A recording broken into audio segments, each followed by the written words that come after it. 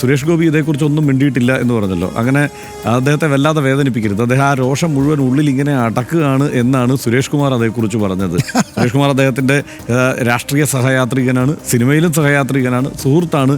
ആ നിലയ്ക്കൊക്കെ സുരേഷ് കുമാർ പറഞ്ഞതിനെ നമുക്കങ്ങ് ഉൾക്കൊള്ളാം. കാരണം അദ്ദേഹത്തിന് ഇത് അടക്കാനേ നിവൃത്തിയുള്ളൂ. കാരണം ഇന്നിപ്പോൾ ബി ഉണ്ണികൃഷ്ണൻ ആവശ്യപ്പെടാൻ പോകുന്നത്, കേന്ദ്ര സർക്കാരിനോട് ആവശ്യപ്പെടാൻ പോകുന്നത്, ഈ കമ്മിറ്റി കുറെ കൂടി സെൻസിബിളായ ആളുകളെ ഈ കമ്മിറ്റിയിൽ ഉൾപ്പെടുത്തണം എന്നത് ഞാൻ ആവശ്യപ്പെടാൻ പോവുകയാണെന്നാണ് പറഞ്ഞത്.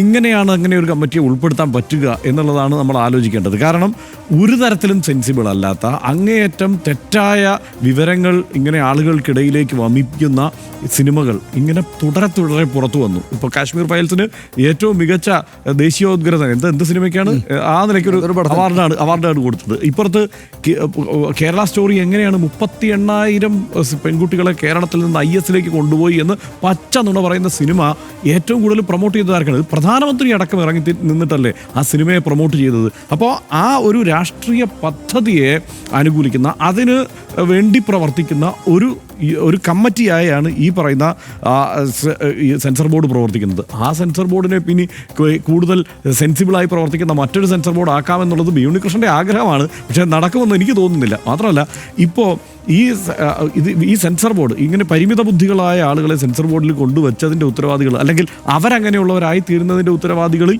ഈ പറയുന്ന സുരേഷ് ഗോപി അടക്കം ഉൾപ്പെടും.